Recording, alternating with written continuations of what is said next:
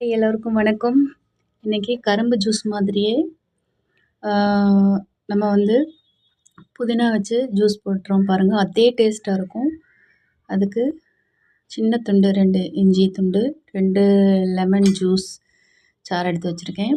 அதுக்கப்புறமா ice water, அப்புறம் வெல்லம் வந்து ஒரு 3 அச்சு போட்டுக்கலாம். லெமன் ஜூஸையும் இதில் ஆட் பண்ணிக்கலாம். ஐஸ் வாட்டரும் ஊற்றிக்கலாம். இது நீ அப்படியே மிக்ஸி ஜாரில் போட்டு அடிச்சுட்டு ஃபில்ட்ரு பண்ணி குடிக்க வேண்டியதுதான்.